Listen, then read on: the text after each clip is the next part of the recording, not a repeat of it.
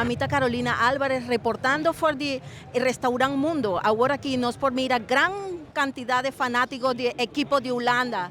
Ahora aquí Holanda sube marcador 1-0. Nos tiene hopi emoción, fanaticada nanta hopi contento. Holanda está base aquí mirando el juega por el mundo. Ahora aquí no está controlando si Holanda está ahí en gol. Emoción grande aquí de equipo de Holanda. Ahora aquí sí, Holanda va arriba, hopi emoción aquí. Holanda va Inca gol 2-0, ambiente total desde el mundo. Ahora aquí hopi holandés contento y fanático Nandi, equipo de Holanda. Gol de equipo holandés. Oraño va arriba con 2-0. My prediction? Well, at first I thought Sweden was going to win, but now we're going to win 6-0. Brobbey hat-trick. I think they're going to win. They're going to win 5-0, easy. Yes. I think 6-0. Yes. 6. Positive. Yes. Orange. Orange. I hope it's a good game. They play well, very well. We hope for a win at the end.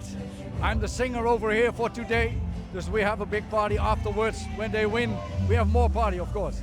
Bueno, contento porque estamos aquí, un buen ambiente en el mundo, aquí en Bonaire y pues contento que Holanda esté ganando y pues nada, más tarde viene Ecuador y espero que todos los latinos apoyen a Ecuador contra Curazao, nuestro contrincante, pero vamos a ver.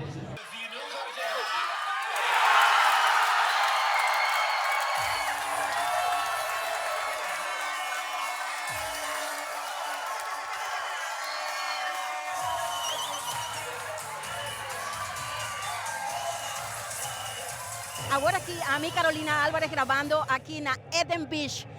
Fanaticada está hopi contento para sobranosa mira promet 2 gols en Mundo Restaurante con el fanaticada que estaba hopi feliz. Ahora aquí también nos por mira basta fanaticada de Holanda también gente local que está apoyar el equipo de Holanda. Contanos, ¿vos querés Holanda va a ir más gol?